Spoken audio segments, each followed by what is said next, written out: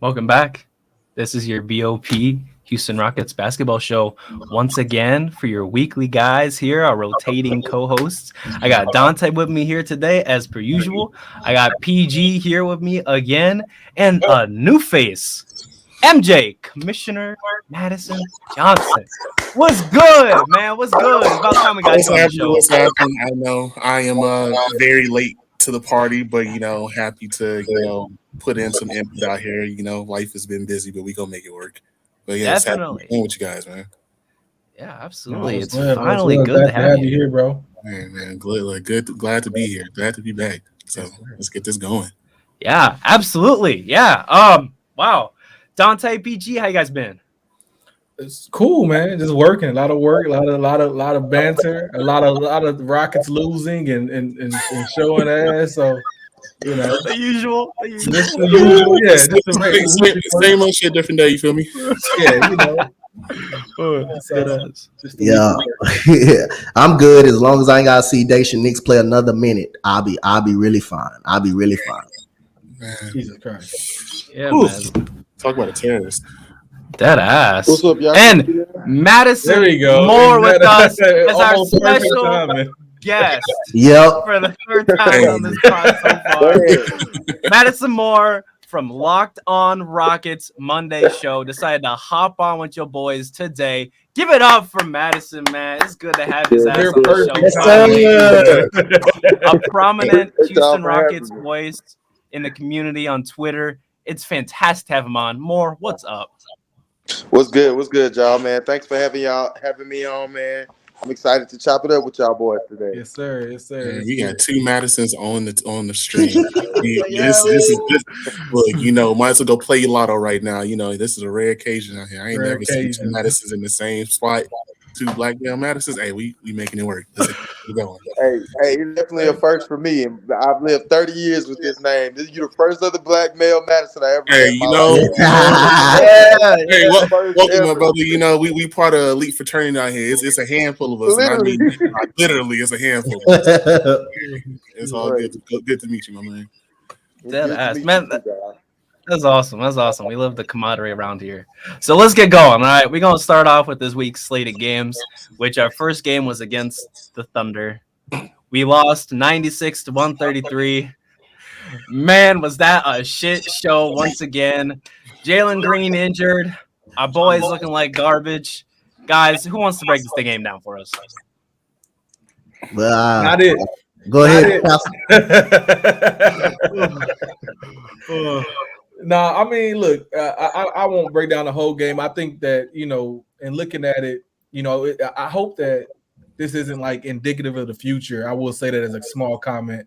It's like I feel like in the past we've always had OKC's number, and they've like kind of turned the ship on us, and now they're like whooping us. Like like an orphan child, Oh battered my. wife to be made.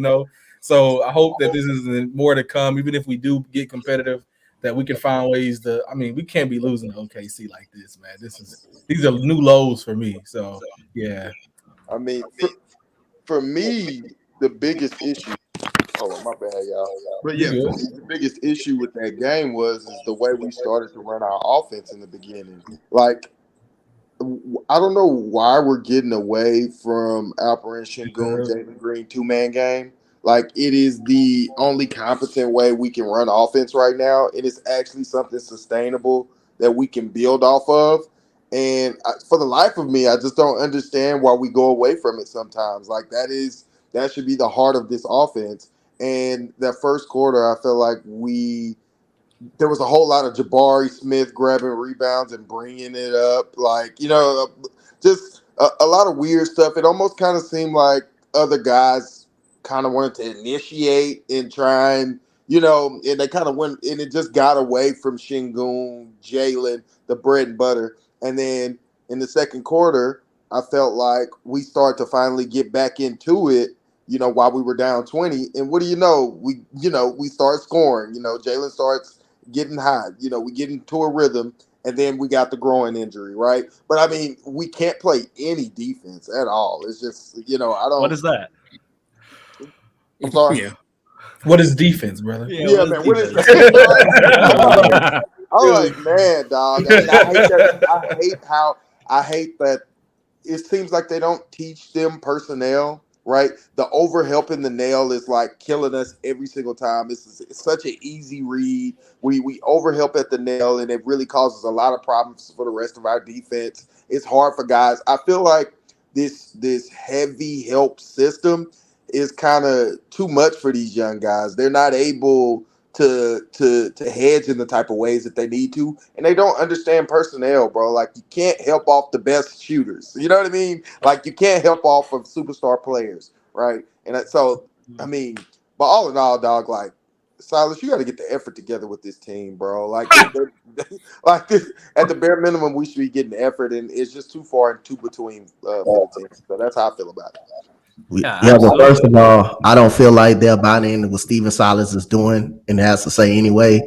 Uh, when you're who we shot 33.7%, and we're not beating anybody like that.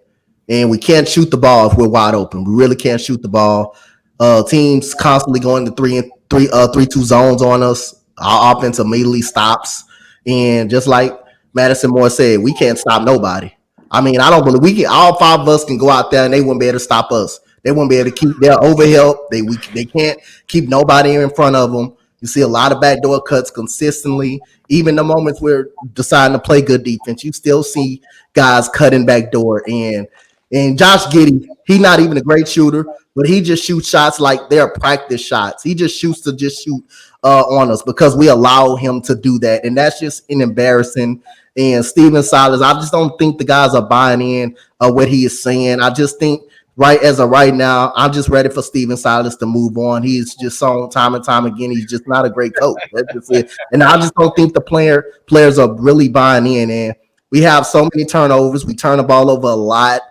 We turn the ball over a lot with causing teams, to score on fast breaks against us and live ball turnovers. It just happens consistently over and over, no matter what game, no matter what team we play. It's just the same shit every single time we play in a ball game.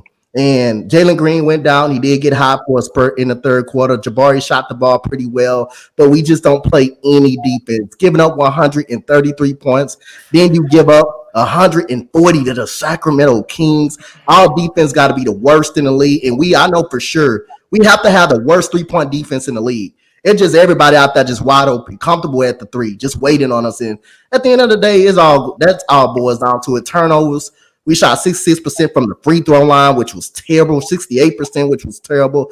But a lot of that, man, too many teams going to 3-2 zones on us because they don't respect our shot. And even if we are open, we cannot make them at all. So, at the end of the day, man, coaching is a big part of it, but the players also sometimes do give a lack of effort and do not want it bad and do not want it enough. And like I said, at the end of the day, man, it's going to continue to amount, and it's going to continue to come to more and more losses.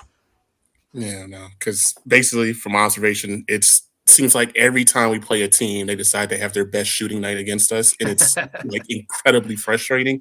Like you said, no defense, just a lack of effort. It's like turning the ball over, hustling down like fast break, just wide open shots. Just it's incredibly frustrating to the point where I sometimes just have to turn the game off by the third quarter. I'm like, I can't sit here Don't and say watch. that. Don't say that, man. No, like And, you know, and it's incredibly frustrating to like sit here and want to root for this team. And I love the Rockets. I'm H Town to the fullest. As you see, I got these sorry ass people behind on my wall right behind me. Thank God for the Astros. But like I know this is a Rockets podcast, but like I said, I had so much hope for the fact that okay, you got Jabari, who is an outstanding shooter coming out of Auburn, who could actually defend, 3 through 5 and whatnot. And it just seems like he can't defend. He can't find his shot consistently. It's too much ISO ball going on out here. Everybody wants to try to get their own, get their buckets going, try to initiate their own offense, and it just doesn't work. Jabari can't facilitate. I've seen him try to drive and then like try to dish, and it's awful. Eventually Jalen Green decides, I'm gonna try to be, prime Harden when, bro, you don't have the skill set just yet to do. Well, you have the skill set. You ain't just got like I don't know what it is. You ain't got it right now, and trying to run the offense through Şengün when it does work, but at the same time too, Şengün is also a liability on defense as well too. So it's just like there's no flow to this offense. There's no flow to just coaching like decisions. There's no flow to anything on this team, and it's incredibly frustrating. As much as like Steven Silas seems like a wonderful human being, wonderful person, I'm pretty sure you can go grab a beer with him, have a nice talk about basketball. But right now, that man is not a head coach for this team.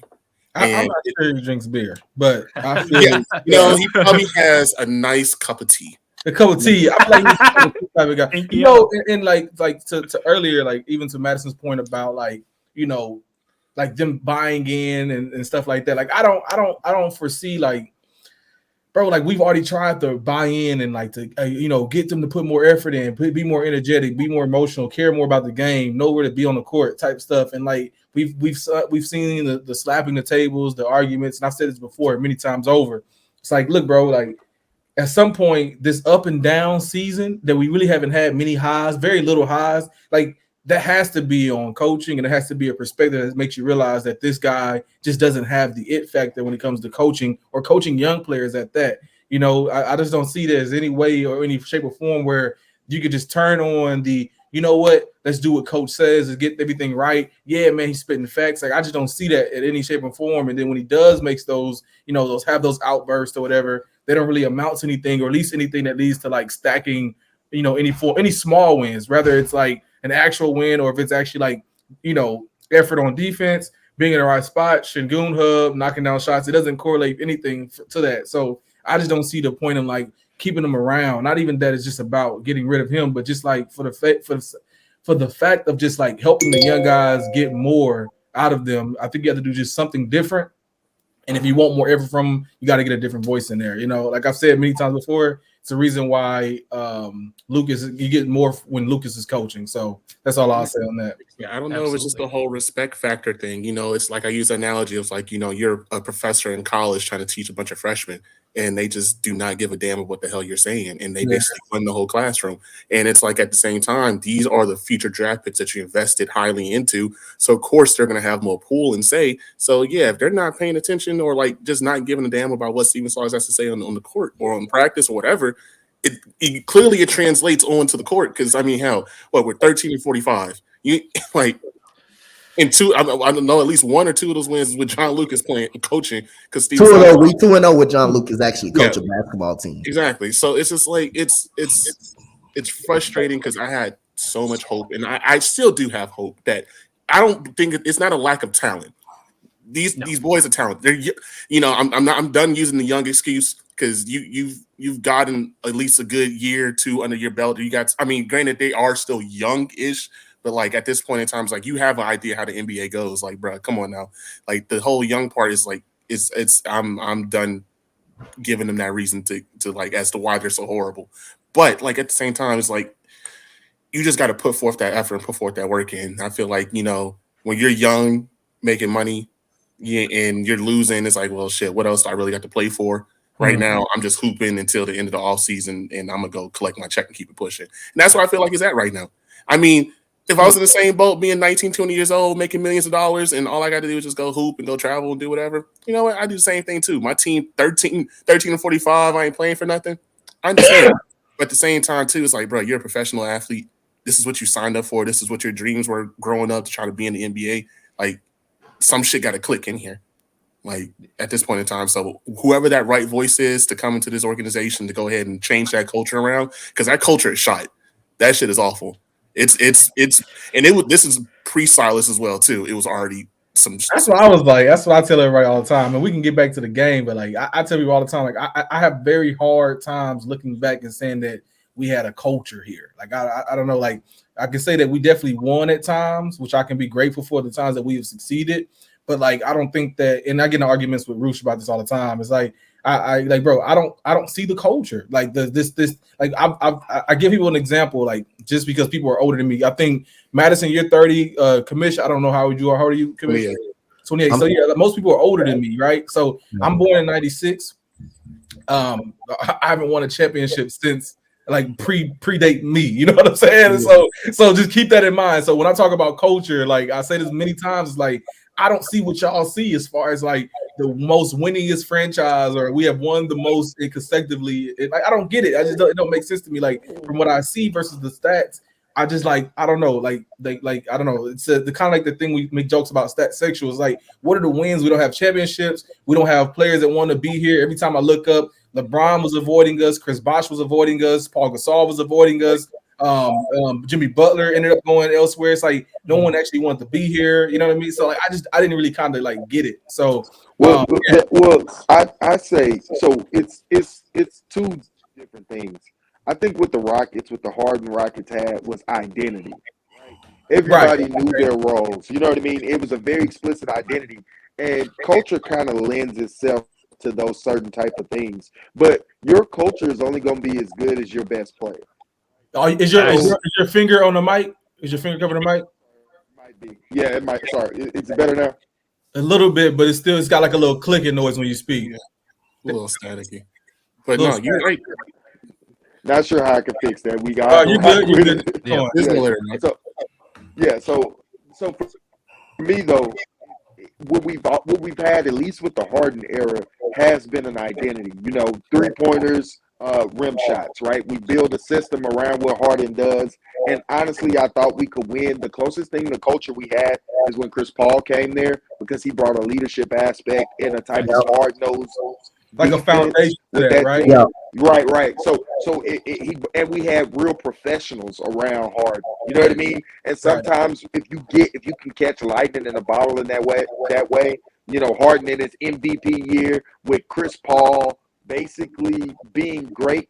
They complemented each other so well because Chris Paul had like a longevity thing. He can't keep up, you know, the superstar play throughout the entire games, while Harden had an issue with finishing games, right? Yeah. In which Chris Paul really complimented him in that because he could finish those games, you know, in those series, while Harden could give us the burst and the sustainability where Chris Paul could kind of save his energy and play off Yep. of Harden, which really helped him in his longevity. All in all, it still failed because once Chris Paul went out, we lost our finisher, Which and is the that's point. what happened. Yeah. That's what I said, which is the point. Like we lost our identity, we got away from it, we didn't settle down. You know, blame whatever you want to blame on, like the actual details of it. But that's the point. So when we talk about like culture, like it's just like I don't think that it's sustained. I don't think that the identity was kind of kept throughout. Like I mean, you could even argue, like if you want to argue, and maybe people will say this. Maybe this is the argument they'll make, Madison, is they'll say, well, you know, we took the most amount of threes. We still keep that identity. We do ISO ball still today.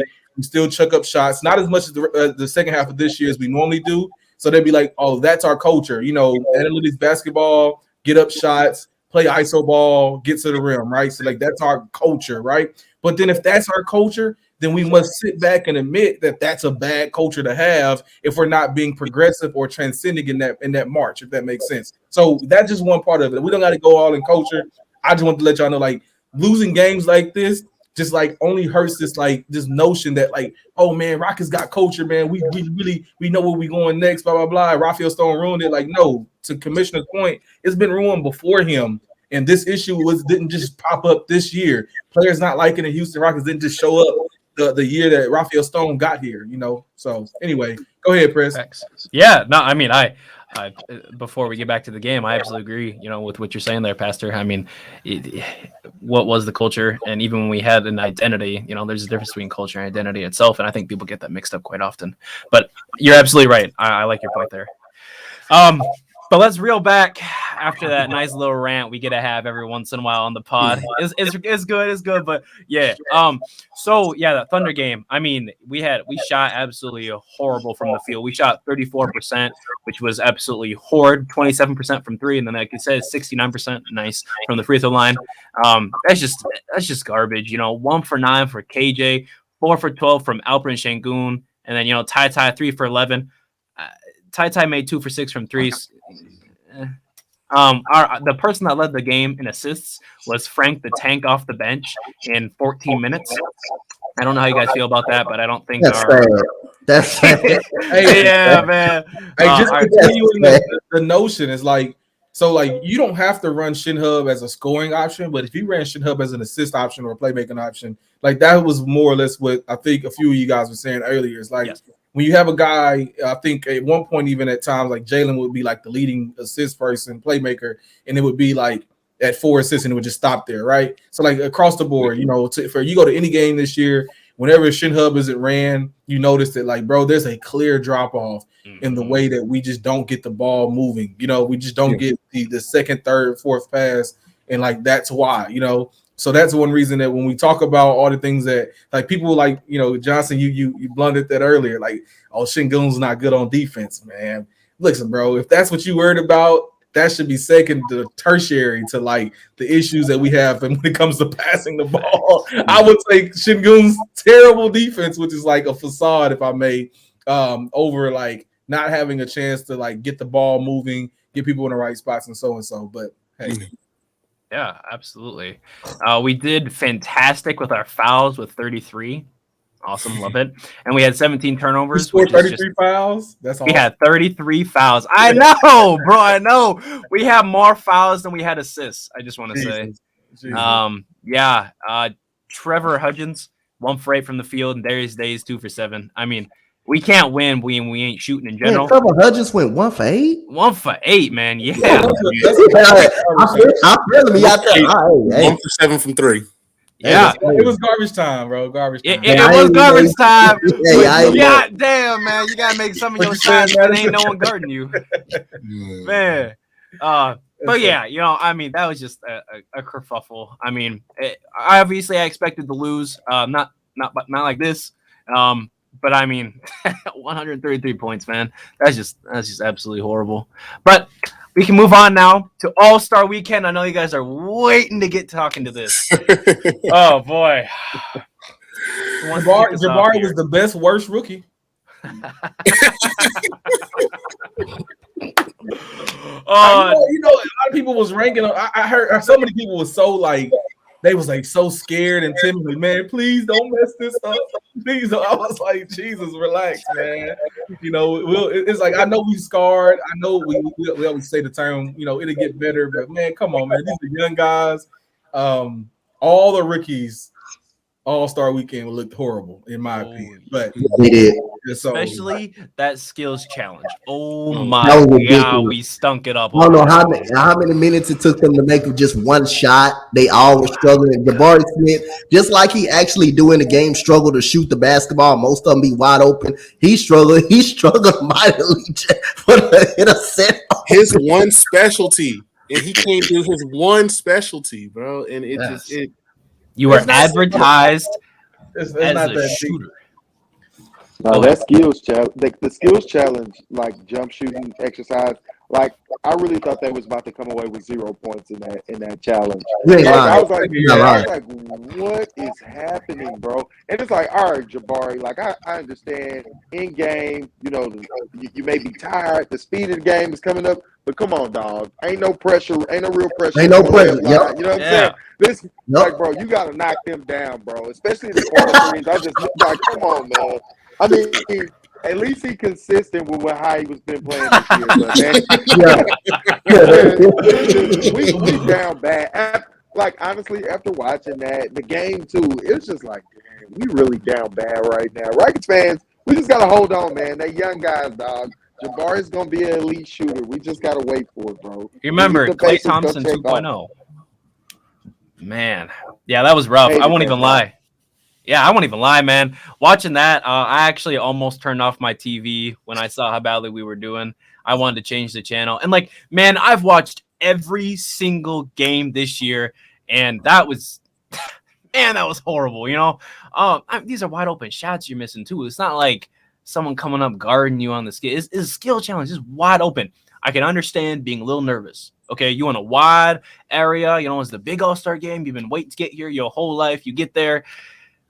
And like you miss a couple of shots, cool, but you don't just miss a couple; you missing all of them.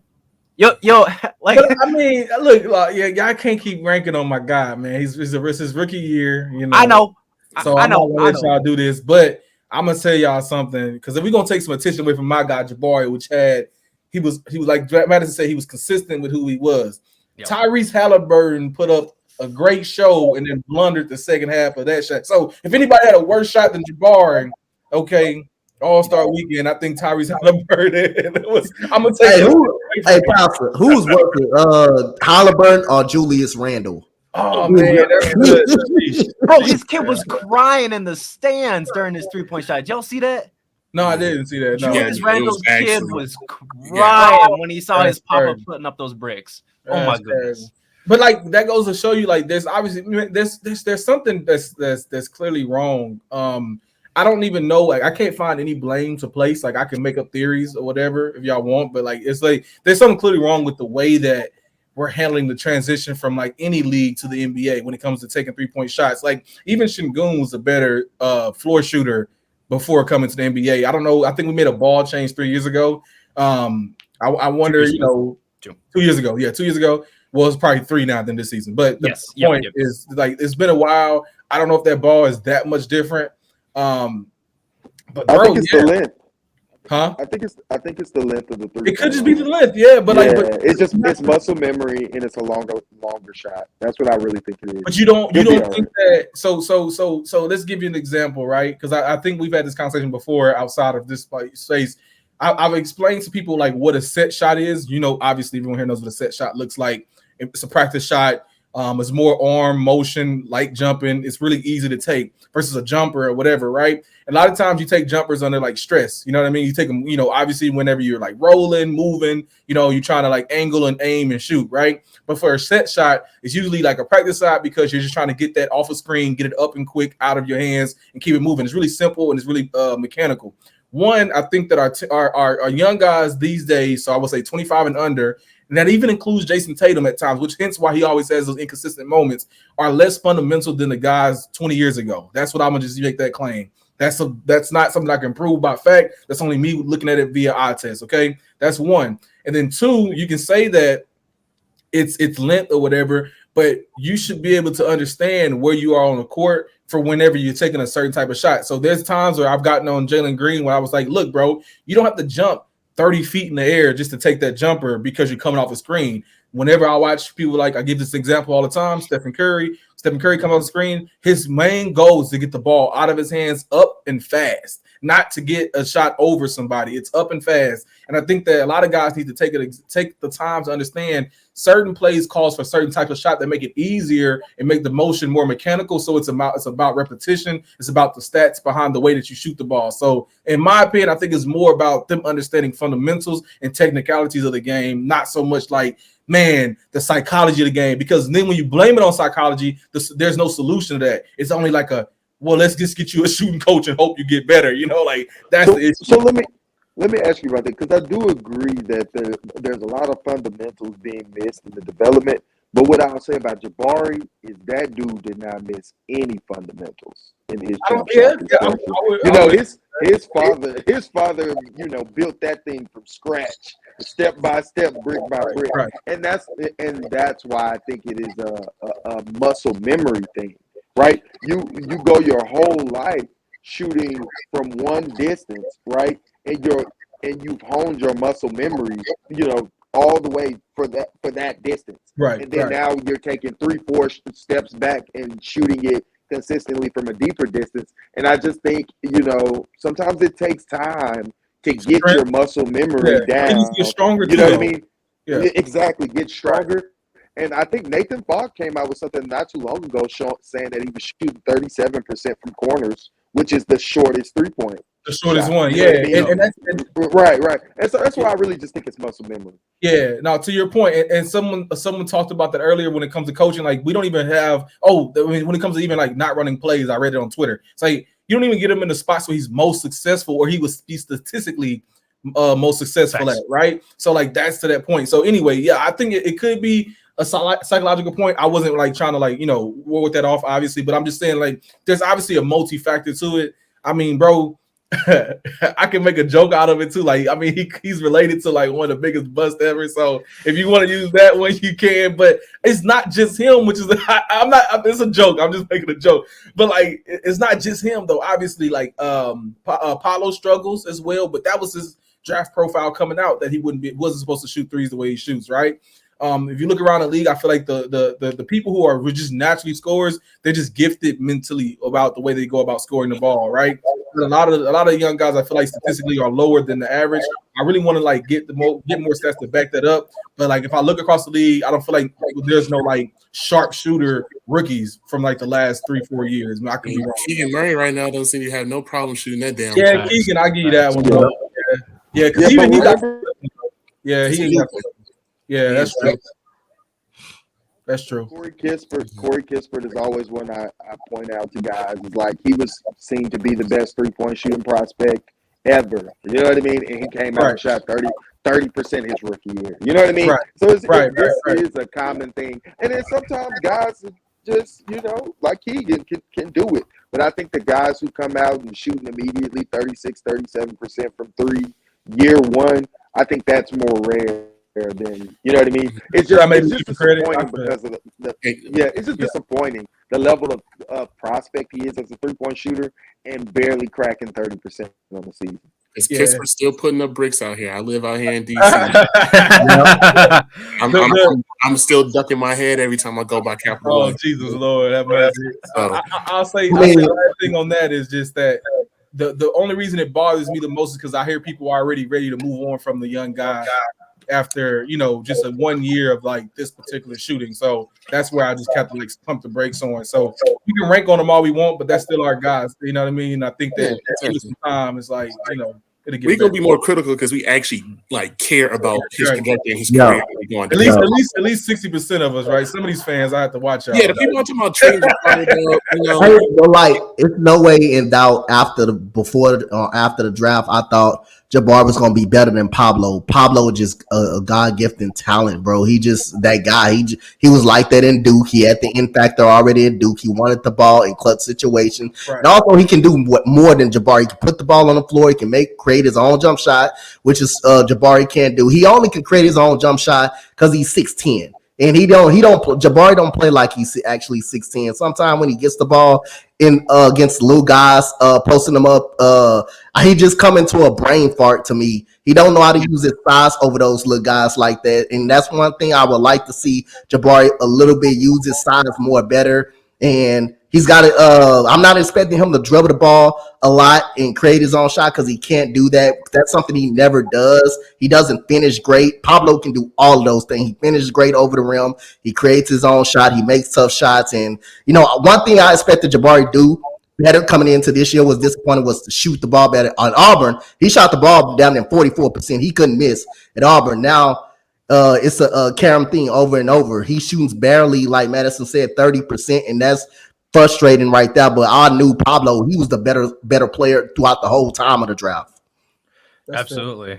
Yeah, I mean, not that I didn't think that Bari was going to go first. We all saw up until a couple hours before draft night, it was, Jabari's going first, Chet, and then, Banchero there. But, I mean, that's the way the cookie crumbles. I am grateful that we did get Jabari. It's going to be interesting to see how his career goes. And, of course, we do hope that his three-point shooting does change. And it can change because we've seen it throughout many people's career from them transitioning from a horrible three-point shooter eventually to a good three-point shooter. However, it would have been nice to see our guy come out, shoot 35, 36, 37% right out the gate. But obviously, we had some expectations. And as a community, as a lot of fans here, I'd say that we're pretty impatient on our guys. We're real quick to just come in and say, oh, you're not shooting 45%, get the hell out of here. Okay, I'm sorry. I do got one more thing on this. And I'm done on this, okay? Oh. When people compare players like, we made those comparisons to like Kispert, and then we say like KD on the other end, right? And you say, well, KD did it, Clay were bad, whatever, however you want to say, but then they got better over the years. Like, because you make that comparison, which would be an argument for like Jabari side, and then you go on and say, well, he's not a KD, was like, well, one, it's not about him being KD, okay, guys? It's about him being his version of getting better as a shooter over time, right? So if he comes out and he shoots 30% his rookie year, but then ends up getting 35, then 40, then 44 by year 4, like it's his route to success, not him trying to mimic someone else's career. Yes. I think a lot of times we box a lot of these players into like some category, like, and this is like my personal issue with Jalen Green as well. Like, I want him to be Devin Booker. I don't want him to be Devin Booker, by the way, but I'm just saying, like, well, at least be Devin Booker, at least be Zach LaVine, be MJ, be Kobe. Like, no, be Jalen Green. Like, let me see what that pans out to be. Get better in your way. And I think we need to also leave room for that type of growth as well when it comes to like fandom and such. So I don't tell people how to fandom. That's not what I'm here to do at all. I'm just more or less saying like the way that we go about evaluating these guys, like, come on, let's be a little realistic, bro. Like, no one thought to see Mikal Bridges being the way he would be or just panning out the way he is now. But you love him. You love him because he did it this way. So give him that. So anyway, moving on. Yeah, absolutely. I mean, the Sixers traded their pick for whoever they got to the Suns, and Mikal all of a sudden is balling out 45 points a game, 40 over there at the Nets. That's absolutely insane. I didn't think he was going to be like that over there at the Nets. Obviously, it's kind of that honeymoon phase over there. But to your point, yes, I agree. And I mean, and just in general, though, like you can say that about anything. It's just in our nature to really want to compare things from something that's really, really great to like, well, this has the potential to be like that thing, but you want it to be its own relative thing, just in the stratosphere of that player. I absolutely see what you're saying. Yeah, absolutely. Anyway, man, we always want to see our boys do well, so we try to find the easiest comparison we can think of to be like, oh, here's a trajectory he can follow. Here's a pattern, and hopefully we can see him achieve this kind of status, but make it his own individual way. But as fans, we are impatient because we want to see winning. We want to see hell, even when we're going to win, you want to see efficiency and like play like hooping well. So even we asking for. Like Las Vegas developing guys. It's easy to put it on a scale that way and assume that it's not. That's lazy analytics. Like, come on, bro. Mm-hmm. No one goes 1-to-1 to be a player. Anyway, I just. Yeah, and I just feel like what fans are experiencing right now, it has a lot to do with OKC owning our future picks, and we feel the pressure that these guys, if they're not it, then you know what I mean. We feel that pressure, and it kind of makes us be impatient, right? Well, it's not clear that we have the pathway from being bad during the OKC picks yet. And it's unfair to our young guys. It really is. It's really unfair. Even Stone kind of alluding in the article he did, right? He kind of alluded to like, oh, we've done some things to try and accelerate their development, right? And I kind of want to. I hope I'm not skipping ahead. By the way, no, you're good. You're good. You're fine. With things that I want to speak on anyway, so you're fine. Yeah. You're good. So I and this is one of the things I like. What has he done? What does he think he's done to accelerate their development? And what I think he is talking about is putting, Jalen in these isolation situations where he's not good at, putting these guys in these situations where they're not good at right now, but he knows this is what they need to work on in order to be winning players in the future. Yeah. Right? Like, you in the playoffs, Jalen, we're going to need you to isolate in the playoffs and go get us a bucket. So we might as well, I know you're bad at it right now, but go work on it out there. You know what I mean? And even though it's going to be hard for you, the percentages are going to be bad, you might go get up and down. We're going to give you those reps and let you fail at them, and then we're getting this shit product because of it. You know what I mean? And that's what we you see what I'm saying? So that's what I feel like he meant when he said we're doing things to accelerate, not running shin hub. No. I don't want Jalen to get all that help, even though it's probably really helpful for him. It's probably just a philosophy, his different philosophy on no, let's let them fail in these ways that I know his archetype player needs to succeed at in the future, right? And so that's the ways he's trying to accelerate their development. And it's coming out. This is the risk when you skip steps. Yep. You know what I mean? Exactly. You get this terrible, product. And I want to know what you guys think about that and how you felt about. You know what I mean? Does that make sense to you guys? It makes sense. We do it live, bro. That's what it is. We do it live. You know where that's from? I couldn't hear you. What you saying? I was saying we do it live. We do it live, like the little news anchor. Yeah, we do it live. That's where it's from. Like nah, man. But go ahead, Madison. No, I was just saying, you're just going through the growing pains with it, and I understand, you want to see them develop in different situations, but at the same time, too, if you're going to do that, bro, practice defensive fundamentals.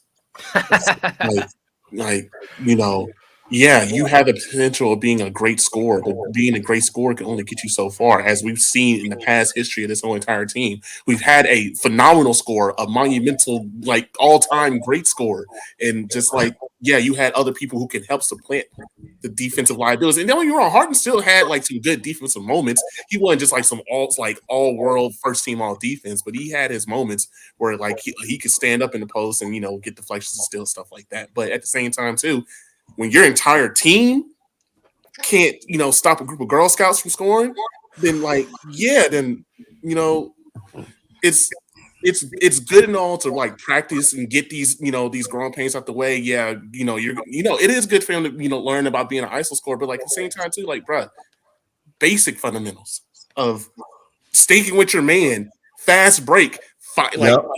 like bro, it's no reason why it's a fast break where there's always an open three or an open layup.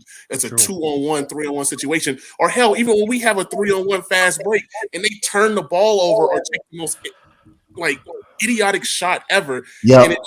it drives me up the wall because I'm just like I see they have spurts in games where it's like wow, like I feel like they're getting it, like damn, like they're down, they go on a run, they go up by 10-15, and all of a sudden they just like it's something just they lose focus, and then all of a sudden here comes a 20-5 run going on, and here you go, and then like you lose a lead, and there's so many games I've watched where it's like damn, like okay, look, just learn how to finish, Yep. they can't do that.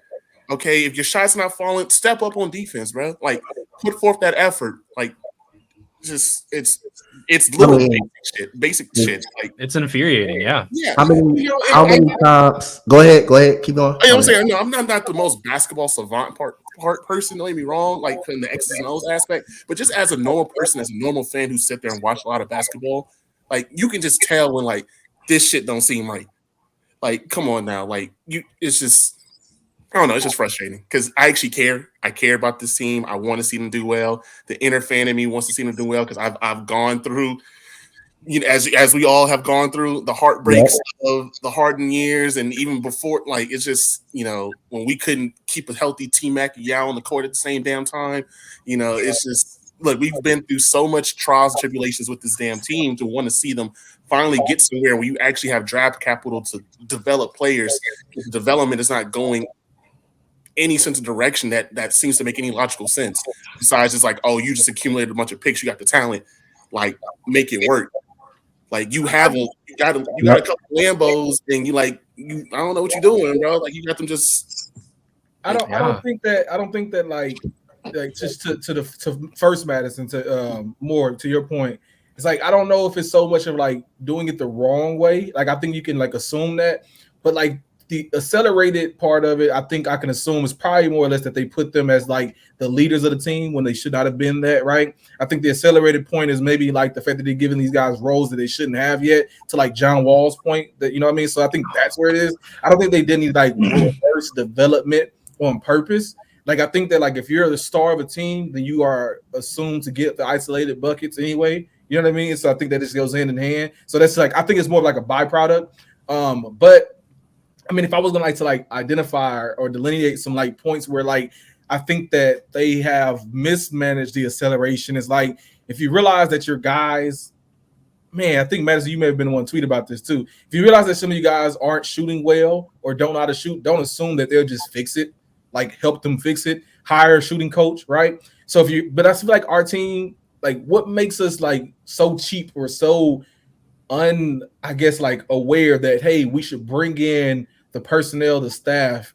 And by the way, Frank made me aware of this process. By the way, Frank on YouTube, it's like if certain players have like a regime that follows them, that understands where they're coming from. Like I think that you should also be able to like hire that group to help that young guys. Like I feel like Kevin Porter Jr. today is a hell of a clutch, hell of a I'm not just say clutch shooter, but catch and shoot 3-point shooter because of what he does and who he works with in the offseason, right? So clearly it works to some degree, but that's not something that the Rockets curated, right? That's something he did on his own free time. So if that works for him, what makes us assume that our guys will just figure it out? You know what I mean? Like, yeah, like KPJ did it. These guys should be smart enough to figure out themselves. So I think it's just more like a mismanagement of development. That doesn't help with the fact that you don't have vets. you don't have a coach that's like experienced in development. So I think it's more that it is like, you know, this thing of like, oh, we want to purposely put them in bad situations so they get better. No, I think that they expected them to be at least a little bit better than where they are, and I don't think they expect to be this bad. So now, when you combine that with the fact they have not done anything to like counteract that, it just looks bad as a whole. It looks like a shit show, as that often people say about us, in my opinion, at least from what I understand. Right. I'm sorry. Yeah, and then adding on to that, Pastor, you know, that also explains like the accelerated development, right? They Right. expected them to be at a certain level, so they said, "Oh, cool, Yep. we're just gonna move on to step 7." Like, whoa, Right. hold on, we skipped 3, 3, 4, 4, 5, 6. Like, bro, come on, go Yeah, ahead, I MJ. agree. But that's a great point. More like I really do think about. I never thought of it that way to ask myself that question. But when you look at it, it's a lot there that you have to like unpack. I would say like 3 to 5 things that you have to like identify and be like, look, this is what they didn't do. This is what they didn't do. They could have done this better. I mean, things that we complain about a lot, but things that we just like kind of overlook. But go ahead, Dante. No, I was just saying, for us to Commissioner's point when he was talking about they need to play defense, and which is we do. I think we're the worst defensive team, especially the 2 games that we played against Sacramento. You know, giving up 140, 133, and the game that kind of hurt me the kind of most in watching that, the Eric Gordon last game.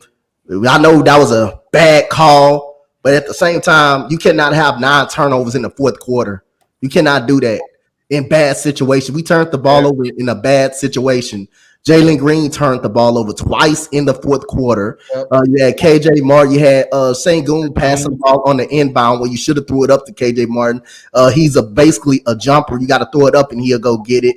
And then that's when the kind of foul occurred. How many times we score and we don't get back on defense? You see the team coming down the court immediately. How many backdoor cuts we got to give up? I mean, it's just kids. The same shit just goes on and on. Every single game, it just never fails. It just never fails, and it's just hard to watch, man. It's just really hard to watch, and it just make it seem like our players are not getting developed the right way. The guys can play. They can play basketball. They can definitely play. But the mindset, sometimes they don't come to play. A lot of times they don't come out to play at all. You can tell early in the game. The moment we get down by double digits, you see when he calls the timeout, you see everybody just walking to the bench. You see nobody just trying to hustle up and just go to the bench. And then when you see them sit down, the energy level is just down. Instead of John Lucas, he has a different vibe because he plays the game. He played for us. He played for us one time. Immediately against Detroit, he calls that timeout. He does like this to everybody, and they're literally up looking at him. And then we get up on that run against Detroit and come back and win the game. So at the end of the day, man, it's just frustrating to watch this team. It's just frustrating to watch how we bad rotations on the defensive side of the ball. We put the ball in the basket, then right up and down the court, the team comes, they score because we're not running back on defense, and everybody head go down the moment we go down by double digits. In OKC, the moment we went down by double digits, you see everybody head just going down, just walking towards the bench. It just seemed like we just quit out there, and I've seen too many times where players just quit out there and give up. Defense is hard for me to speak on, man, because I think I always attribute defense with just effort and mindset, but that I think that goes also into like fundamentals and like knowing where to channel your energy into. So like I never complain about defense as much as like I just like understand that they just don't know where to be on the court. Like like some people will complain about Şengün, but like don't know that Şengün plays drop defense most of the time, so he's like already at a disadvantage, right? And then like let's say for instance like you ask your coach, hey, where you want me on the floor, and then you go there, and then they still score on you. How do you think that helps you or makes you feel, right? And then let's say after that play, you go down court, you run the offensive set and you miss your shot, and they come down there off a fast break and score again. How do you feel? So when I think of it that way, I think that like defense to offense is a thing, but for young guys, I feel like it's offense to defense. They have to actually have success on offense or know where to be on defense for them to have some form of success. And I think that's why I can't really blame like the effort and the know-how on them as much as I just blame it on like what are they asking these young guys to do and how to go about their game. So I get it. Never do I want to see my team give up 147, but please, Lord, I'm Pastor George. Please, Lord, okay? Can they please score 150 on us for the rest of the season so we can ensure that Stephen Silas is fired? Thank you. Amen. That's all I like to say. Oh my They can have gosh. 50 on us every night, okay? You know, Just get them out of here. The prayer circle. to bring it back to the whole developmental aspect on it, because I always think about it now. It's like Steven Silas was not hired to develop. Oh, he wasn't. Young talent. Bro, I've said Like, this all the time. and that's the part that I feel like, even gets missed. Like, Steven Yes. Silas was hired to coach Russ and Harden That's it. and have a bunch of vets on your team and run an offense through them. He was not hired to go ahead and develop young players. Now, granted, you had a couple of years to go ahead and adjust your system or whatever, hire the right assistant coaches.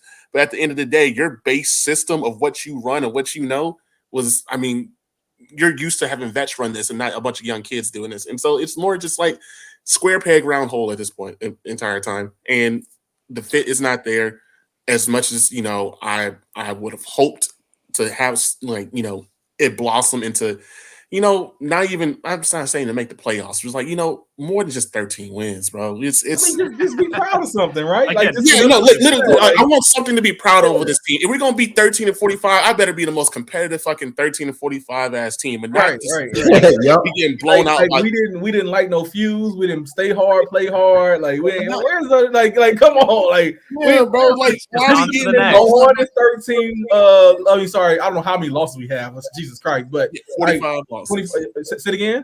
45 losses. Yeah, this should have been like the hardest 45 losses in NBA history based off of what they sold us at the beginning. Not that it matters, but like even what like Raphael Stone says about like expectations and then like where we like. So to your original point, more is like how do we feel about what they're doing with the young players? I'm afraid that like. We're going into this year, like you said, we're holding on to this idea that we don't want OKC to be better than us. We don't want them to use our picks and then get even better, become this juggernaut, right? Well, one, they can't even maintain all those players even if they do draft them. So, like, get that out your mind. They have to get rid of them. They have to trade it. They have to move it further down the line anyway, the same way that we do too. But I'm afraid that with the comments from Raphael Stone and how we have to understand development and how it relates to this topic is that if you give up these players too early, one, you don't maximize the returns that you can get on these players. So, like, if you first, like, let's use a small example in Şengün. If you give up on Şengün too early, and then you have to trade him for just maybe it ends up being just 2 first-round picks, or a first-round pick and a second, or a player who's a good veteran, right, above average. Like, let's say it's Chris Middleton. Let's just say it's Chris Middleton. So Şengün for Chris Middleton in a second, right? That would be a good pick today, but in the future, that would not be if Şengün actually pans out, where you could have traded him at the end of his contract year and got the most amount for him. But that goes to any young prospect, I would say in the Power 5, Power 6 amount of players that I believe in.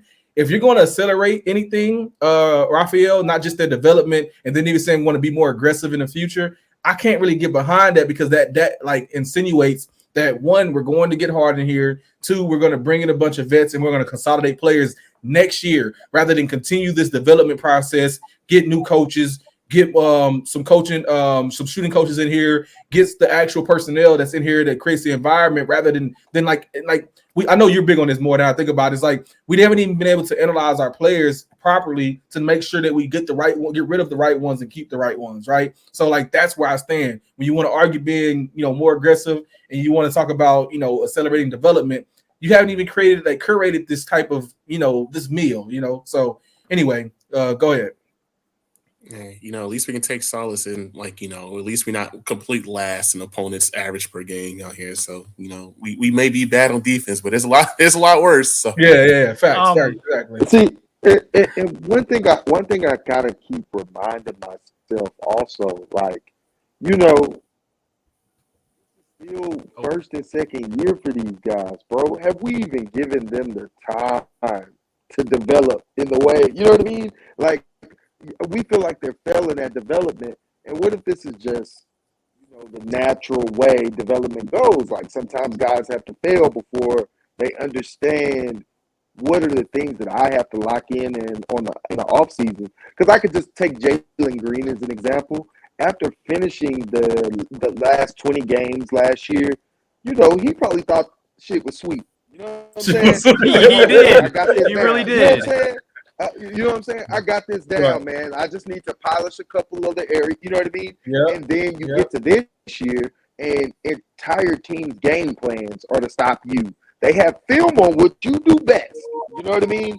And our Yes. whole game plan, and a lot of it is just like, hey, y'all just got to be better. You know what I mean? You got to be a Right. better shooter than what you are. You know what I mean? Right. Like, can Right. you imagine if? And that's why I feel like the leaps. When you have a young team, I always say this: when you have a young team, leaps can be exponential.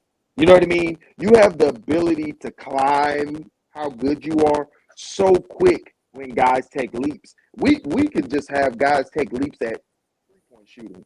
When you look at the actual talent on our roster and what they project to do, like they project to shoot, right? Yes. Yes.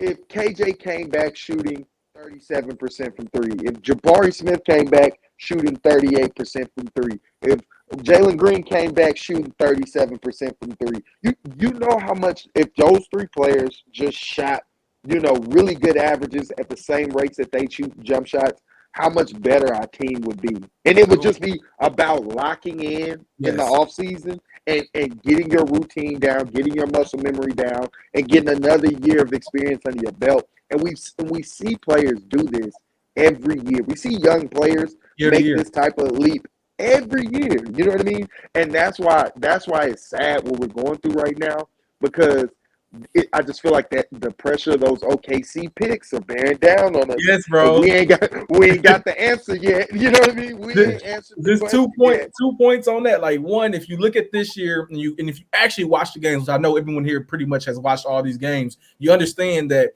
that's a lot of why we lost is because of missed shots, not because of like it started off with effort and missed shots, and then it became more of an effort in the defense, and then obviously the missed shots were just And let me But just add something to that. yeah, you Ryan can. Hollins says this all the time, but bro, when teams know you can't score, they get comfortable on Yes, bro. Yes, You know bro. what I'm saying? Now, Bro. shoot, this ain't nothing. Ain't no pressure on this shot. I miss it. We'll get it back. Yep. Like, that is real, bro. Any Yep. hooper knows Yep. that when you're in a tight game and that You pressure played gets people in, this way before in the yeah, gym. that's You it. played people this way before. Exactly. Yes. And when you let people get comfortable, bro, no matter, like, honestly, that Kings game when they put up 150 on us, I mean, I thought the 150 was more about the overhelp at the nail than the actual effort on defense. You know what I mean? I thought the overhelp of the nail just created natural open jump shots, right? But Correct. I felt like our players were trying to get back. They were giving proper effort in that last game to contest those shots. But them dudes, man, they on a heater. This is we comfortable. You know what I mean? And when you have excellent Every jump team has like shooters, that shooting game Yeah. against us. but that's what I'm Exactly. saying. It's not a coincidence, bro. They're comfortable out there. Yes. You know what I mean? And Yes. so that's going to be a big thing that young teams have to do. Also, is prove that they're competitive, right? Because once they start, so you have to prove that you're competitive in these games for teams to start respecting you and start not feeling comfortable against you. You know what I mean? Stop letting role And players that's a tough 40 thing. on us. That's Yeah, why they run exactly, zone bro. on us. That's why they do the pressuring the ball handler. They want to get the ball out the hand so you can make mistakes. That's right. It's the respect level to that. And last I'm gonna say on that whole notion is that someone I'm a Rockets watch local all the time, as you all know. And someone said in the comments I want to bring light to it is that teams, even though they talk bad about the current Rocket situation, GMs, media, whatever, teams are waiting for us to sell low on some of these young guys. They can't wait to get their hands on some of these young guys that you hate to love and love to hate so much. I just want y'all to know that. But continue, please. We can keep it pushing. Go ahead, Press. Yeah. Most definitely. It's really unfortunate that despite all this talk, we hear about our team. I mean, like, we're 29th in points per game around the league. We're 28th in assists per game around the league. Like, that's, I again, a young team. So, I understand that, like we've been saying this whole time, that it's At least we growing can rebound. pains. Huh? At least we can rebound. yeah, we fourth in that aspect, But I mean, that was an issue too we had for the longest. But anyways, that's true. No, you're right. And we have a lot of rebounds. I'm not sure about rebound rate. I like to look at the rebound rate, how many available rebounds are open to per person, rather than the total amount of rebounds that we can grab, because we just be shooting out there, man. It's like a gun range sometime, man. We just be breaking so much off the damn backboard. We be airballing. It's tough, But I mean, again, like I agree with all your guys' points, to different levels here. We have a lot to learn, and we're a pretty impatient franchise, and those OKC picks I think are weighing down on the mindset of like, oh, we need to be good right this second, right now. I mean, it kind of is what it is. I mean, what the Jalen, this is his second year, like 2 years. Come on, come on. But that's my 2 cents on that. Anyone else? Dante, more, Pastor? No, you're good. You're good. Nah, we good. We good. Cool. Right on. So let's transition into the Rising Stars games. The first game we had LP on Team Duran, and he went 0 for 2 in 6 minutes. It's 6 minutes out there. You ain't doing too much. I'm not gonna lie to you guys. I'll be straight up. I did not watch any of the Rising Star games. I did not. It wasn't worth it from the Rockets' perspective, boy. Jesus Christ. First of all, just to address Operation Goon, bro, they were going up and down that court so quick. Operation Goon couldn't even cross the half-court line, bro. He was gassed. He stayed back one Hey, time. it was time he ran even run up the run up He the didn't even court. go back sometimes. Hey, it was times he didn't even want to run up the court. The dude was so gassed, bro. They were running up and down the court, make or miss. They were running up and down the court. It was just sometimes he didn't want to come up the court. He got tired quick. I don't think he was tired. I think that like the in realization of what happened on the court, like I don't know if like there was zero defense being played, and there was like a bunch of middies and half court shots and 3-point shots being thrown up. So like I think that for the style, like because like I give an example, right? Because we can make all our jokes about Şengün, but Jokic played the same way. It's like if we're not playing real serious basketball, then I'm just like unserious in this moment, and you can't get mad because I gotta be on the court. You know what I mean? Yeah. So in that case, there's no point of pushing myself, getting tired to any degree if like we're not even playing real basketball. This is all like theatrics. So I get it. I hope you didn't think we were mad at him. No, not at all. No, not at all. And So they wouldn't pass him the ball. They was doing that glorified. Yeah. Like that's the type of game where Jalen's going to succeed in. Like Correct. the Jokic's, the Operation Goons, the cerebral players. They ain't running no plays out there. You know what I mean? They ain't running no dribble handoff out there. So they're not. It's almost like they shouldn't put centers in those games, All Stars nor Rising Star, because I feel like at least maybe Giannis, because if you count him as a center. But like very little playmaking and defensive centers who actually thrive in those particular moments. So like it's good to see and have them. They should be celebrated, but those games are for like scoring. You know what I mean? They just want to see lob threats, and lob threats. You know what I'm saying? Like put KJ Martin out there. Those are where you get the excitement from, and you'll get the show. And it's because it's all ceremonial anyway, right? Like it's not for. It's all for fun. Yeah, this ain't no real basketball. They just out here hooping. You hooping for fun. Exactly. You're just collecting the check on vacay. Yeah, man. So we all in agreement that LP just did not give an F about this game. Rightfully so. Rightfully so. He didn't give an F, but just in general, yeah, he did not care. That's all right, man. Ended up Team Darren lost. That's all right. We'll get them next time, as they say, but not too worried about that. Tari getting benched. Man. I just want to put that out there, Pastor said he deserved it too. Did he? Look, all of my I ain't gonna say it, man. But hey, go ahead. Come on, Pastor. No, we good. I would have loved to see more from him, but man, yeah, it is what it is. Yeah, like I said, I did not really. Go ahead, more. Yeah, I was just saying, as soon as Tari touched the ball, bro, he went straight tunnel vision, turned it over. I was like, bro, it's like the worst, the worst clips you can see of Tari, bro, because it ain't really no defense to be played. You know what I mean? The energy, he an energy guy, but he was trying to do his tunnel vision stuff, and man, he like turned it over twice when he did it, and missed. I feel like he missed a bunny or something, and it was just it was bad though, because it was like, all right, there's 5 people open, bro, pass the ball. Like, you know what I'm saying? Right. It was bad, bro. And they was like, come sit next to me, bro. For the whole second game, he didn't even get back in that thing. So, hey. I did hear about that. What about Jabari? I see he shot 2 for 6. He got 4 points, right? That was a regular Rockets game for him. That was yeah. That's what he do. That's what he do in the actual game. Actual real game. That's when he actually do when he actually plays. He's really just practicing. That's just Yep. like, that's all For right. real. But, He got his 1 rebound. He got his 1 foul for the game. I mean, okay, so he kind of fell short in the rebound category. That's all. Normally that'd be up, but for the most part, like I said, it was honestly though. I think he took that game a little bit more serious though. I think he wanted to kind of showcase his skill set on that particular stage, and not that he failed, but he didn't make the shots to convert. But I think he wanted to enjoy himself. So I was proud that he enjoyed himself. I just was like, on the execution. So.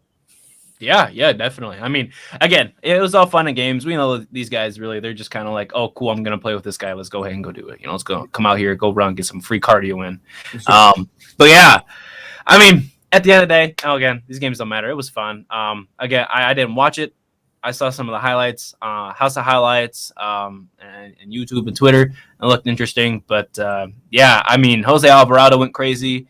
Josh Giddey. Oh man, can we say something on them? I hate them. But like I do, and it's like it's so weird because one, he looks like that character from Star Wars, so it looks even like he doesn't belong in the NBA. He looks like do you know what I'm talking about? The character from Star Wars? Yeah. Gosh, because I just watched this too. Yeah, the way it's the way his mouth and lip is. Anyway, that's besides the point. But I don't personally like him. But on top of that, like I think that like he's Pat Bev today, like he's the modern day Pat Bev, and like that'll succeed. But like I feel like it's overachieving, so like it's just me hating him. Like it's not like he's not a good player. It's not that if we drafted him, I wouldn't like root for him. I just don't like him. I just don't. I wish that he didn't exist for the NBA. I wish he was just not in the league. That's what. I see what you're saying, man. I mean, he gets played out of games pretty often there. If he's not hitting his threes, he's not getting his steals. The Pelicans don't even play him. And yes, I do watch Pelicans games because I like Brandon Ingram. I'm a BI, as you guys know. I'm a BI. He plays some stuff out of games too. But go ahead. Talking about Jar Jar Binks. Oh my god. Here it is. No way, bro. God damn. Oh, there you go. I've seen it too. Yeah, no. Yeah, go ahead. Hey, like I said, but hey, shout out former U of H Cougar Quentin Grimes, though. He was carrying your entire ECP. That's what. Yes. Yep. Wait. First and foremost, congrats. Yeah, great job. I hear so many people like, man, we should have took him. Like, come on, bro. Y'all don't even you can't keep doing this every time a young guy like this doing good right now. Like, yes, Quentin Grimes has done well. He's also with a coach that's experienced, a coach that develops well, knows what they want. He has clear roles on the team. He has a role where no one expected him to overachieve. He wasn't the only guy. He wasn't the best guy. So, yes, it's a reason why today he has found success. Bro, stop all that, man, that bullcorn, bro. It's nothing points to him being successful in Houston, bro. Stop it. But I like him. Wait, I do. I rock with him, obviously. I'm a Houstonian. I rock with him heavy. Hindsight 2020, when players are developing well on other teams, we should have taken him over this guy. Whatever. Keegan Murray was the shit. That's what everyone says. We love a Keegan Murray. All right. Y'all have been mad if Jabari showed it up. Man, we could have got 4 years or extra if we just got Jabbar, Yeah, bro. It's always that, man. It's always that. Vets and Mike Brown and Sabonis helping that whole entire team as well, too. But bro. Facts. Hashtag I'm a Keegan Murray fan. I am from Iowa, so bless up that he over there making some money, getting his shit out there. But yeah. Light the beam. Yeah, man. God damn. They really did that against us. You talking about the dunk contest or what? I can't wait to get on the dunk. Oh my god! You know what? That was Black History Month, dog. You see that meme I sent in chat? Yeah. God damn, bro. Hey. Mac McClung, bro. Look, hey, bro had some bunnies. I ain't know he had it like that. That boy a professional dunker. He's a professional dunker, yeah. He's a professional dunker. He actually do that stuff, yo. I did not know bro had pops like that. He actually practices dunks, bro. Like, and that's why I was like, this dude finna win. Like, you know what I'm saying? Like, these other guys are in-game dunkers. You know what I mean? They ain't, Mac McClung been practicing dunks. Like, he been doing crazy stuff on Instagram. I mean, that's why he really famous. That's correct. Yeah, that's what got him here. He's been famous. Yeah. And granted, he has more time to do these type of practices because he's not actually he's in a G League. He's not actually NBA playing a whole bunch of games. So that's fair. But I guess like I'm not really disappointed in KJ. I don't because everybody's probably like, he did his best or whatever. He I'll kind of say sold this. those passes. Yeah, well, we ain't got. Please don't get me Can started. somebody explain to me the ball? It was a 3D printed ball. 3D printed ball. Yeah, 3D printed ball. But like, who cares? Like, why? Thank you. Like, this like forward thinking. Houston. Like, again, like we're the Houston Rockets, the analytics team, right? So we trying to be. We were NFT. We're crypto. Like we're 3D printed balls. Like, come on, bro. Like, let's get back to oil and gas. Shit. Like come on.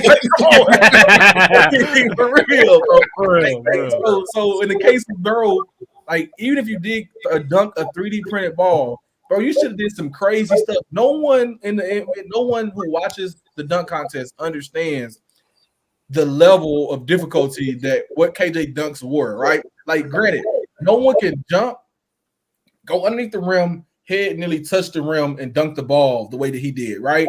But no one cares enough because it's a simple dunk in their eye. You know what I'm saying? So you have to, you as a high flying power dunker has to do some crazy stuff. KJ jumped so high, I would have rather him just try to jump from the free throw line if you're going to be that basic. It is all I'm saying. True. But that's just one part of it. Two, don't give me a full extension reverse double clutch dunk and then not really that should have been like a 360 thrown on that.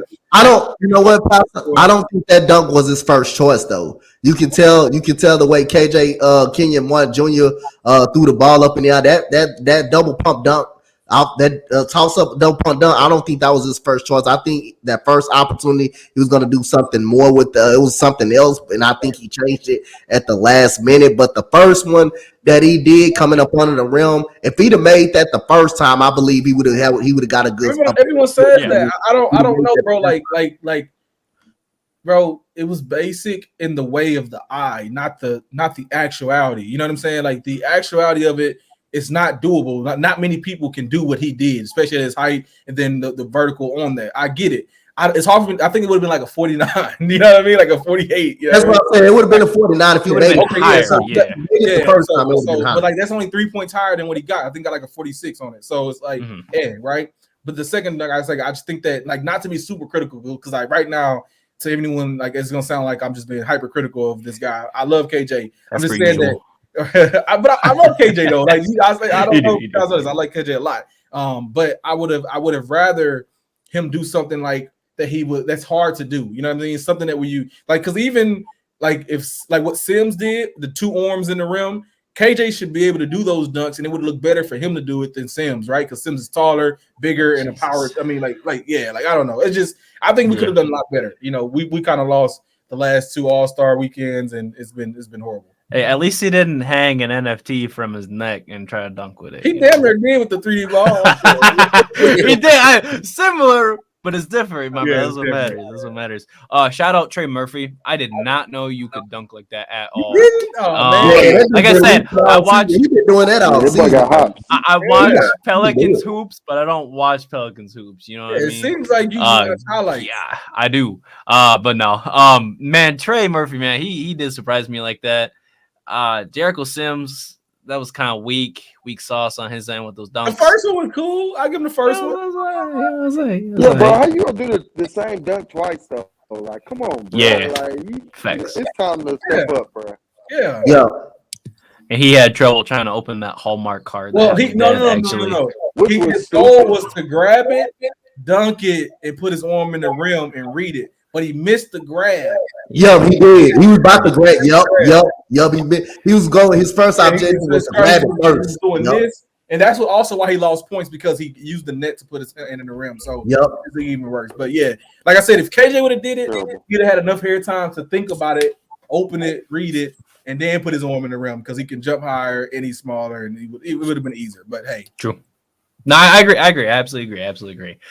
But yeah, Mac McClung, man. I mean, just props to you. That was absolutely insane. My money was on KJ to win this because Houston fan and all. And I'm a little bit biased. However, Mac McClung went crazy, and it's probably going to be the only close thing to a championship Sixers going to win this year, despite my love for Harden and Joel Embiid. History repeats itself. Hear it first. Yeah. on the BOP. Hey, I want to say one more thing right quick before we move on. I want to say F. Charles Barkley, because when Jay Sean Tate was throwing the down ball up, he say, "Yeah, I see why the Rockets were down 13 and 45 when he was throwing the down ball." Oh my! Kenny Smith said that. I thought. Yeah. Someone one of them said that stuff. He said, "I see why the Rockets are 13 and 45." Absolutely. Nah, folks been throwing strays. Like the Rockets. Yes, Oh, man. it's been mad disrespectful. I ain't gonna lie to you. It's For like, real. damn, He's yeah, trying he to tell mad, me but like, this, man. damn, bro, you just like kick you when you down, but like, damn. Yeah, That ass, bro. People think that like it's just Raphael Stone. I'm like, nah, bro. Like they've been waiting on us to be this bad. Just like I don't know why we've got a lot of media hate, and then like it's lined up with like the fact that players hate us now. Like we are getting a lot of strays for no reason. We are often sought to be like the worst team in basketball, and it's like, bro, like I can't even defend it. People hate us so much. People have a distaste towards Houston, the city, the five. Like I just don't. Hey, you know the Rockets have a long history of fucking over their players. Like that's what yeah, was told. I mean, no, but that's part of what Raphael was trying to do, repair that. That's why he was giving all those people the buyouts they want, the trades they want to the teams that they want, working with them. Because he's trying to repair that reputation. But that goes back. Charles Barkley talked about how they lied to him about his money. You know what I mean? Like. It's going back a long time. I've tried to explain this to people, bro. Like go ahead, finish first, and I have a comment on. Yeah, Raphael. I just want to say, like honestly, y'all, the Rockets traded Hakeem Olajuwon. Like, come on now, that's a no-no. You know what I mean? Like that's a no-no, bro. Like you don't do stuff like that, dog. Like can you imagine the Lakers trading Kobe Bryant, you know what I'm saying, at the end of his career, or Mavs trading Dirk Nowitzki at the end of his career? You know what I'm saying? You don't do that, bro. You don't do that. Yeah, not like Raphael Stone, and this is where part of it where like it's a double-edged sword. You give him credit because he tried, but you understand like because I've made this comment before, and people have educated me on a lot of different things that throughout the tenure of the Rockets, what has happened. We have gotten zero reciprocation before. I think Preston heard me rant on this before long-windedly. Is that whenever we give out show love, it doesn't come back anyfold, not one-fold, two-fold, or tenfold, right? So when we continue to show love, where we're sending players to get championships, overpaying for players to be here, like even complimenting players, like giving them the interest. We give people fake interviews a lot, stuff like that. Like I just don't understand. Why we can't get any form of like credibility back. But I get it. If it's 20 years to 3, then we got 17 years to go. You know what I mean? Yeah. But like, don't happen overnight. Yes, that's what I'm saying. I have to realize that. Even the Oladipo, remember they like said that they offered Oladipo, right? You know what I mean, that's a lie. Bro? That was to help Oladipo. Yes. It wasn't even that. You know what I mean? To make it look like what I'm saying, he had some value. You know what I mean? He did that. Right. They did. It was well reported they did that as a favor for the agent. Like they've been doing a lot of work to repair the way players speak about them. You know what I mean? And it goes down to even their past players. I mean, the fact that Kenny Smith is just talking down every chance he gets. Every chance, bro. It's the way they feel about the organization, and they really got to change that. Yeah. Thanks. Yeah, absolutely. Real quickly here, we're gonna transition into the actual All-Star game here. Congrats, Jason Tatum. I mean, winning the first. No, boo that. No. Congrats, Jason Tatum. No one. This is the worst All-Star game in history. Yes. And the amount of defense being played, I don't give a damn if he's broke a record in All-Star game. That was shitty. So no, he don't get no claps from me. Y'all clap all y'all want. F that, bro. Better than upsetting. I absolutely hated that game. I like y'all should have seen me. I was like, bro, I want to turn this off so bad. Like I want to turn it off so bad. Like that was absolutely ridiculous, and the NBA has to get a hold of that, bro. Yes. Like it wasn't even competitive with the ending. The new ending they switched to. Usually the Elam ending. The Elam ending. Oh my God, that was the absolute worst All-Star game. Honestly, this is one of the worst All-Star weekends I've ever. Absolutely. You know what I mean? Yeah. Just all together in totality. Besides the Afrobeat show in white ass Utah. Right. So I like the halftime show. Two That things that was was funny brought as to the hell. attention that I think that they should do. One thing they did right this All Star weekend was bring in the young guys, the prospects, to the All Star. So like people who are basically players who are going to get drafted, they brought in Scoot and all that, right? So I think they should continue to embrace that and bring those guys in, so we get a more look and a competitive look at like our incoming prospects to help their like draft board and stuff like that. And I think like the idea of a midseason tourney may need to be actually spoken upon that actually has like some credibility. Maybe where you bring in a way where like, because basketball is still basketball, rather if you do view it as like it's the highest form of the game, maybe you incorporate some Euro into it, maybe you bring in some young guys into it, make it less not serious, but like less critical, but more like exposure ready, and then like a way to give the like our NBA a break while still being like good basketball. So there's obviously a happy medium there some way where you can incorporate a tourney, bring in young guys, bring in more prospects, and then like bring more attention to that. Right now, bro, this current setup where we just play half-ass basketball, it does not work for me. Like I don't like it. So Yep, I didn't pay attention to it, man. The amount of defense in this game, and Jalen Brown. I like the Jalen Brown and Jason Tatum 1-on-1 matchup, but again, it was just a joke. It was pretty decent, but it was just a joke, man. I don't pay too much attention to the All Star game itself. Then LeBron out here bending his pinky all the way back, and then it's just it was. is he hurt? Yeah, LeBron Oh, is is hurt. it serious? LeBron and Giannis both hurt. They Well, both are I hurt. don't know how serious it was because LeBron looked like he was fine. Like he might have just bent it back, so he's like, you know what, I'm good. I'm gonna just sit out. Giannis is like legit hurt. Gotcha. Yeah, Yeah, because he had a dunk. He had a dunk and just immediately fouled and just didn't play no more. he just started just for the fact that he started an All-Star game, got his bucket, and they set him down. Right. He got subbed out for the skills challenge. He didn't even participate in that. Yeah, he He didn't was really hurt. He didn't participate at all during like he Yeah. did his little coaching stuff for the celebrity game, which was hilarious as well too. That was some comedy. Richard Shelton. That's probably the best event now. Honestly, that was literally out of all this. I mean, granted, Saturday I was a little busy. I was out on a date doing my thing. But Friday, when I was able to watch the celebrity game, I was like, oh shit! Like this is like I was entertained. Like that was entertaining watching DK Metcalf out here like take it off from the baseline out here, bro. I was like, hey, no wonder they drug tested that boy because like. Hey, there's some people just like, damn, like, you're a football player who just like happened to be playing basketball, but like, bro got some bounce on him. Like, he really wanted to. He probably could have did some kind of basketball type. He's too swole for basketball, bro. But he is Bro, like, I'm saying, Pastor. Yeah, like that's Georgia. I've been what saying swole I can't person get who- over them swole niggas dunking, bro. They Yes, too bro. big, bro. Same with Yeah. Miles Garrett. Same with T.O., bro. Yes, Y'all bro. too big, dog. Y'all too Yeah. big. Hey, They even terrible out Calvin there. Johnson didn't look that bad. Calvin Johnson wasn't even bad. He was actually good. when Calvin Johnson blocked Janelle Monáe's shot, I was like, bro, you an asshole. you a complete asshole, bro. You more than a foot taller than this woman, bro. You 6'4". She probably 5 feet after that, bro. Like that shit was funny, but it was entertaining.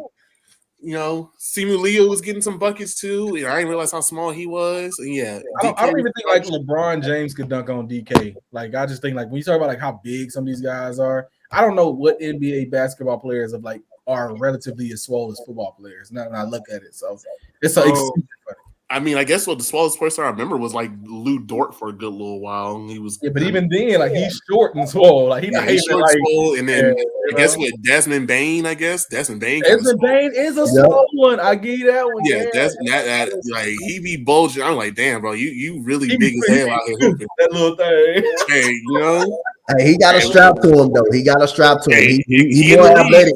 He athletic than you think it. of him. But yeah, bro, no, it's not.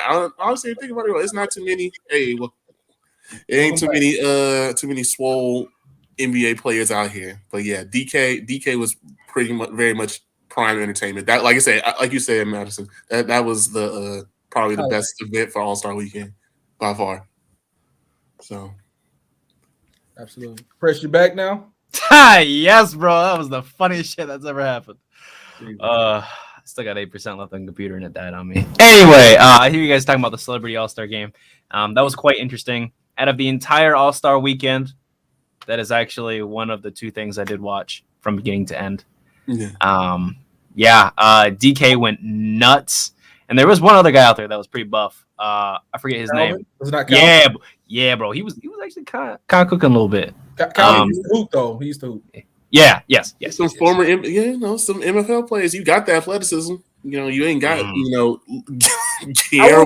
will say, like, a pound for pound, most football players probably can't really like play basketball. But a lot of I feel like a lot of the elite, higher end football players, we'll be shocked how good they are at basketball if we actually did it pound for pound. But that's another topic. I'm just thinking out loud.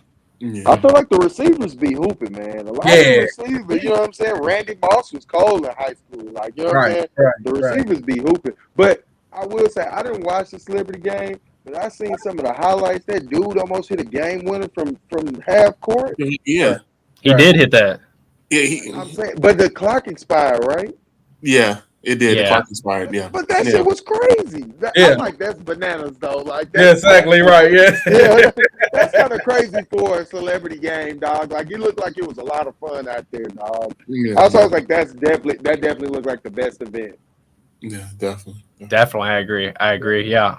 I watched the Celebrity game, and I did watch the end of the 3-point contest. That was quite interesting with Dame taking that home. But yeah, all in all, go ahead. Shout out to Dame hitting them beyond half court shots in the game. That was some impressive type shit. I ain't gonna lie to you. That there's little bits and pieces of the game that I did was like, okay, this is kind of cool. But like in between that and then the Tatum and Brown, because Jaylen Brown's getting that boy some buckets too. He really was. I mean, granted, it was that was the best part. The Tatum and Jaylen Brown thing was the best part. But also, like, I like the half court shots, but now all y'all can't be trying to take half court shots. Yes. You know what I'm saying? Like come on, that's bro. the case, it should be a half court shot contest. And Luka. That's what I'm saying. But it's like Steph, Dame, and Luka, they was the ones who started that stuff. Let them be the ones. All y'all can't be taking half court shots. Like, chill out, Donovan Mitchell. You know what I'm saying? Chucking and airballing from half court, like, bro, chill out, relax. relax. But, he back home in Utah, so he had to go show out a little bit. That's all. Yeah, he had to show his former team some love, just a little bit. Shout out Karl Malone. Oh my gosh!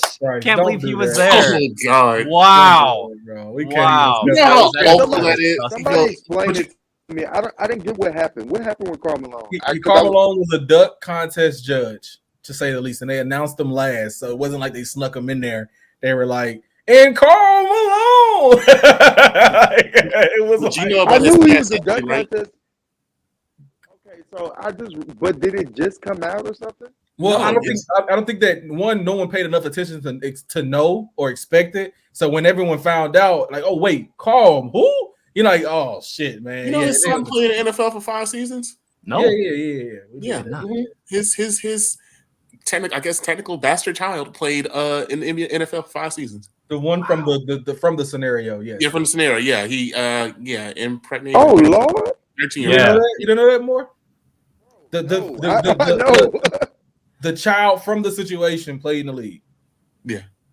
Okay. I mean, when you got Karl Malone's genes, you I guess he's like, this is the only thing you are good for something. Right. Yeah.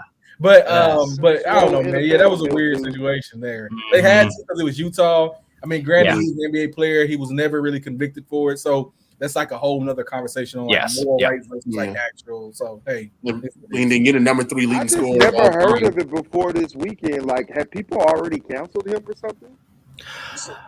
I mean, so look, bro. Let's say this. Didn't hear about it. If you're Bomani Jones, yes. So listen, bro. The scenario involves someone who was willingly a part of it, who to this day is okay with it. Okay, the parents, the scenario, all of it. They're okay with it. The only people who are not okay with it are the woke moral compass people, if that makes sense. Okay, so when you cancel someone, typically all parties have to be involved, but for this particular case, the people that they're trying to cancel him for, they are in support of it. His family, so it's like it doesn't really I just need to know the timeline. Did people find out about this recently, or we've been new 20 years? Oh well, no. This is like an ongoing thing, I would assume, right? What everyone else agree. Like this is like Yeah, I would say it's not like I never heard of it. yeah, like I can't say that it's like ongoing as in like continuously all the time, but like it's something that does come up every once in a while. Right. And me being introduced into the NBA, that was like one of the first things, because like being introduced to the NBA, I was a little bit. I wasn't around back then, I'm probably the youngest one on the stream here, coming along with that, and like I had to research into that, and that was crazy to find out. I'm like, damn. Like, let's say it this way: it flew under the radar for a while, but it had always been a topic. But like, not to be like a problem when we reached the like Me Too stuff. That's when like people tried to cancel him, but like he didn't care enough, nor did the people care enough to like actually do anything about it. And then like it wasn't like he got it. So people been knew about this, but now the world is woken up.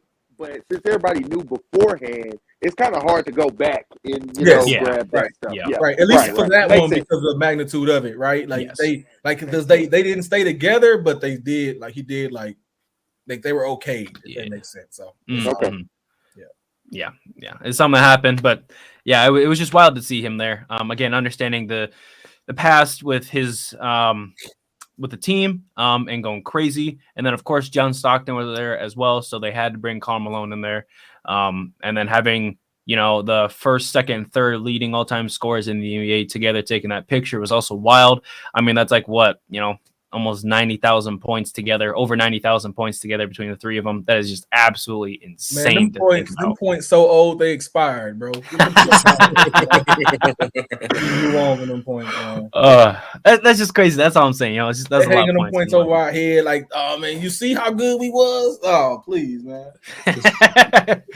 Pastor got no love for the old heads, man. I don't like them old people, bro.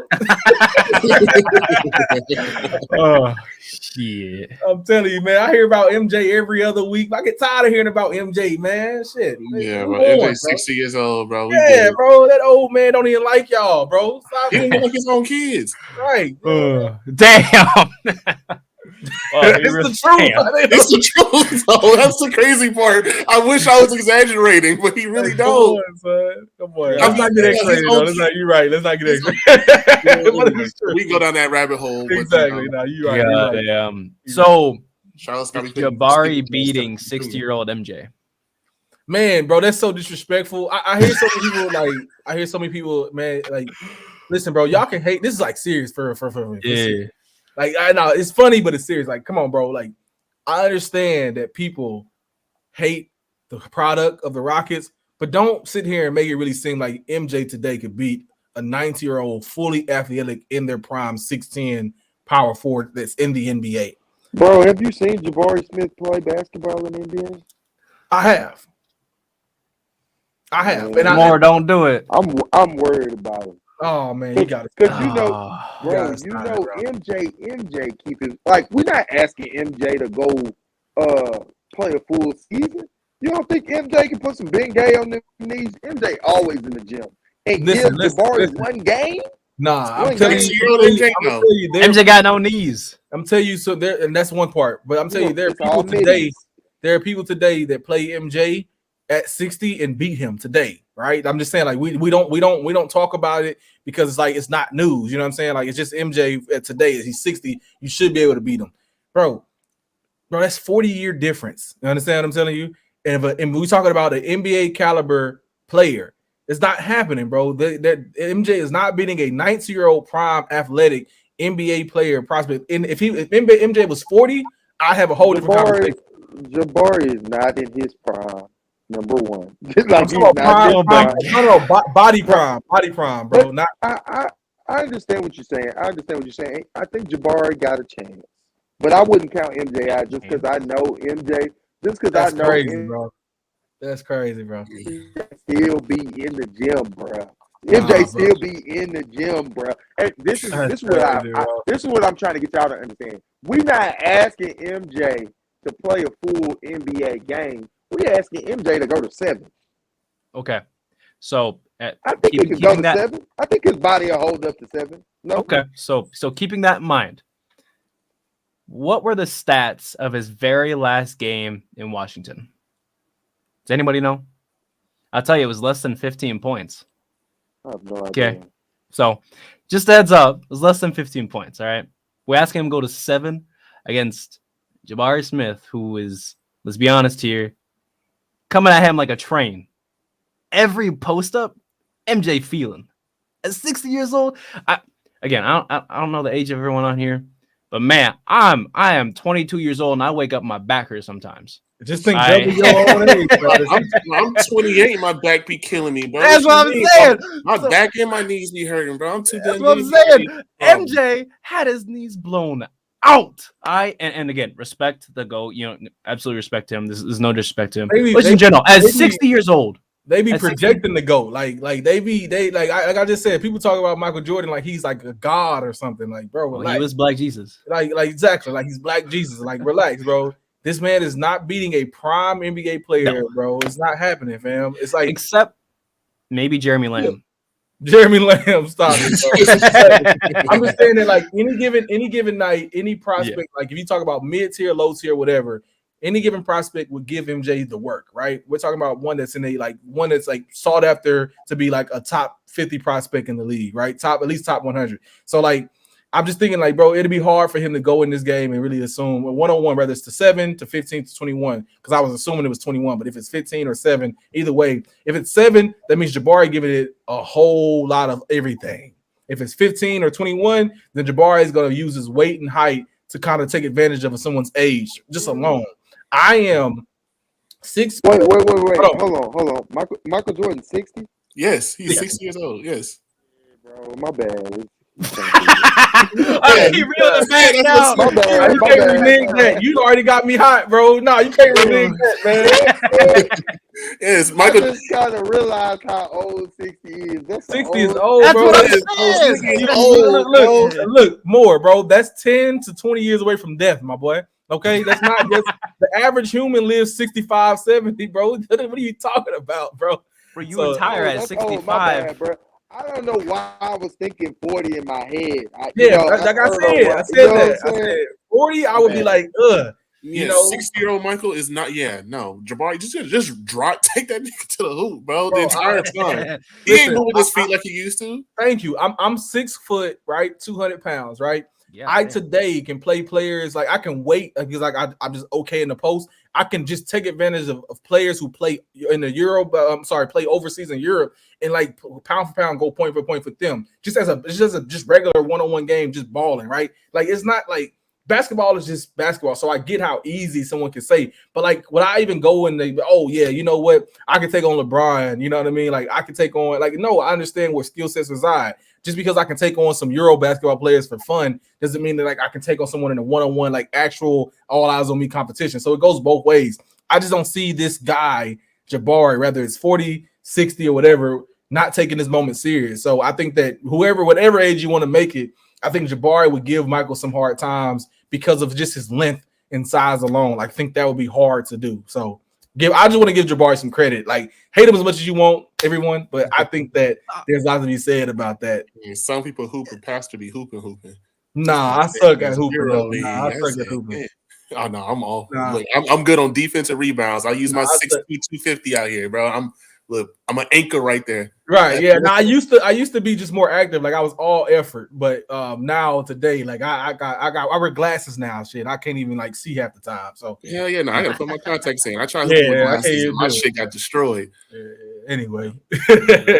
Yeah, I mean, it's no contest here, right? It's Jabari. We taking Jabari. That was a satire question. We knew he was gonna say, "Of course, I'm beating MJ at 60." We knew. But of course, there's people that want to take it out of context and say, "Oh, Barry beating Jordan, no way." No, yeah, because if he said, "Yeah, Jordan can beat me," I got a problem with that shit. Right? Yeah. How you not straight up, bro? You a third overall pick in this year's draft. You talking about 6-year-old Michael Jordan could beat me in a one-on-one, bro? So, bro, y'all don't understand how hurtful that, bro. If I was a Jabari and I got on Twitter and I saw the Rockets fans like, bro, I don't know, man. Maybe like I would ask for a trade, bro. I would like for real, bro. Buy me out today. Buy me out, bro. Get me out of here. So I'm gonna show y'all, bro. Y'all are now forever my arch nemesis, bro. For real. So, the story starting right here. He said, now you want him. Nation's about to start. I mean, his has already started. Oh my! Let's not man, even start you know that. what? I thought about that too, and I was like, it's gonna be so good to see him become like an evil. We need some villains in the NBA. We don't have enough of those anyway. So if he becomes a guy who gets better and hates us for the rest of his career, but like becomes like a competent point guard in the NBA, I'll be okay with that. Like I'll take credit for that. Team. Yeah, I want him off my team, so that's fine. Yep, I would absolutely. If he becomes something in the league and he's actually excelling at anything, I am not only am I taking credit for it, but I'm just still glad he's not on our team, bro. I'm tired of 1 for 8, 1 for 7, 5 turnovers, 1 assist. I am absolutely over that. But I mean, he's only 20. Remember? No, he don't get that excuse. Because he's not even a prospect for real. Like unlike the other 20-year-olds that we mentioned, he's not even supposed to be in that list. Like the same reason I feel like the Tate stuff, right? The reason why we should get rid of Jay Sean Tate is like those guys were not even in the league, and we give them the whole leeway to like have the momentum that they have, and now we're afraid to get rid of them. Now we don't. Now we like over committed and compensated. No, but I'm good on them guys. Who said we was committed to Dacian Nix? I won't say we committed to him. I just have a feeling that they really believe in his development based on how we play him. Yeah. Well, not even how we play him. I think that just the tea leaves as I read them. Okay. Okay. Showcase a way that I think that because of his age and the things that he didn't like, I guess this is supposed to be the worst he ever will be, right? And if you give him another year as the third, fourth guy on point guard on the bench, well then like they can hold on to him and see how he develops and go from there. I hope not though, right? I hope that we don't have enough room for him and he gets cut. But if I understand anything about Raphael Stone, he loves his projects and loves his contracts, and that's a part of that mixture. So true, very true. Well, I mean, we're running here about an hour 40 right now. Oh, this is long, bro. It's a long one. It's been a real long pod, but that's been the trend lately. We've had so much to talk about, man, and it's been fantastic to have 2 new guys on the pod, especially 2 guys who are really well educated in terms of basketball knowledge. Not only that, but prominent figures in the Houston Rockets community. It's so glad to have you guys on here. Now, before we end the show, every time we always do a tankathon spin. Right now, we are sitting at number 1. Of course, you know how the sim works. We ain't going to get it, but we going to pray. Pray for Victor. Hey, pray for Victor. All right. Speaking of our prayers. You getting 2? No, we got 1. We got for one? Victor. We got Victor. Pray for Victor. Pray for Victor, baby. Yeah. Toronto. It worked, man. Toronto jumps up 7 spots to number 2. Detroit stays number 3. Yeah, that's dope. Bro, if them ping pong balls don't fall our way, I swear to you, oh my goodness, I'm going to the NBA office and setting that bitch ablaze. Cause ain't no way. Go ahead. 3, who y'all want? No, 3? Say it again. If we get 3, who do y'all want, or what do y'all want? Oh, no. We trade that. We trade that one. Okay, what are you trading for? It's a lot of prospects. I mean, look, I'll give the one that we talked about earlier. Jaylen Brown. Trade that for Jaylen Brown. Bro, they not. You got it. Take 2 to tango, man. Because we accept the trade, don't mean that they accept the trade, man. Bro, if you telling me that the Boston Celtics wouldn't want to get number 3 and keep their pick, bro, like you said, they got Jaylen Brown. But that's a whole different conversation though. Like they're trying to win a championship. Yeah, that's fair, but they can still do it with Tatum in the vest they have and get more picks. I mean, if you can sell them on it, by all means. Hey, I understand the hesitancy. I'm only saying that I would trade it for some proven commodity that's in the NBA for sure. That's all. Absolutely. Yeah, some superstar type. Absolutely. Not superstar, just more like, I mean, Jaylen is a superstar, star to me. I don't know if there's a number of people out there that I would target, a plethora, if you may. I feel like the only reasonable player would be Bridges right now. Yeah. No, not at 3. No. I mean, I guess if it's only 3, right? If it's only 3, I'm saying, yeah. I'm like 3, and I don't know, salary filler. But it'd probably be 3 and Kevin Porter Jr. because you need to match salary to do. Yeah. So, I mean, right. So, and that's honestly what I think, y'all. That's what I think that Kevin Porter Jr. contract is. It's a like trade chip. You know what I mean? We can combine our picks and we have a sizable, because there's no more Eric Gordon. There's no more sizable salaries on this Rockets roster. It is a expiring $20 million deal. You know what I mean? Like you could combine that with picks to get anybody really to actually get back into max conversation in a signing trade. So there's a lot of stuff they could do with that Kevin Porter Jr. contract. Facts. You know, I agree with that. So if that's the case, right? Say we don't get Wemby. Say we fall to 2. We have to draft Scoot more. Are you saying that maybe we should try to trade KPJ in a way that would bring in something else? Think so?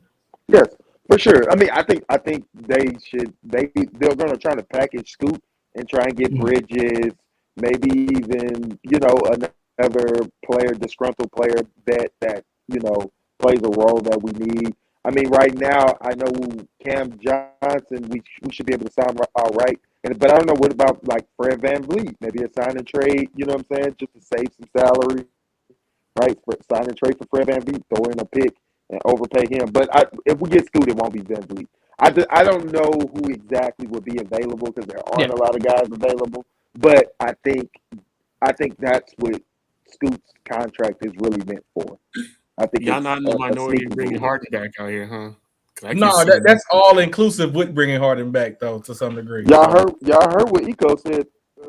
Yeah, I mean, there's fire. Yeah, I don't know if I told you guys before. Like, I know the situation. Like, I understand a little bit about it. At least I understand the people around the situation. So I know why the reasons that he would come back. But at the same time, like, there's always room for, like, maybe he wins the championship and wants to keep renting some. So, you know what I mean? Like, maybe that's more viable than, like, the personal things or the personal aspect of it.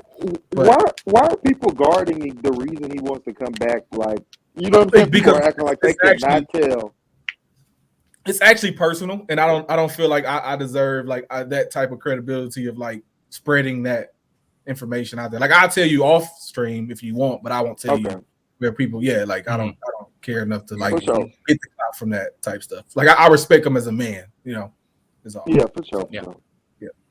Absolutely. Well, guys, if there's nothing else for you, this was Black Owned 713 Houston Rockets basketball show. I am Drip God at Twitter and on Instagram. You guys can follow everyone else. Dante, start us off, telling y'all where you're at. Coach Dante YouTube, Coach Dante Twitter 31. Yes, sir. Pastor George at Early God on Twitter. No, I'm not an actual guy, so don't get offended. And then I'm always in Rockets Watch. I'm a Rockets Watch local, always talking shit and arguing with people in there. You can find me there every other day, if not every day, for sure. Yeah. Well, for me, mine is really simple. Madison M. Johnson on Twitter, on Instagram, _Madhouse, MADD, House, HOUSE. I know you know how to spell. Keep it real sweet and simple. I had that same Twitter handle since 2009, so we making it work. Yes, sir. Yeah, and me, I'm at Madman Leaks on Twitter. Come interact with me, man. Check out some of my videos. I'll be making more draft videos. Come talk the draft, Rockets draft, and just all Rockets content, man. And you can catch me on LR as well. Absolutely. Well, thank you guys all for coming today. Thank you for joining. Like the show, comment your thoughts. What did you guys think about the dunk contest, the Rising Stars? Tell us about your favorite moment from All-Star Weekend. And hey, most importantly, see you guys next week. Have a good one. Boom.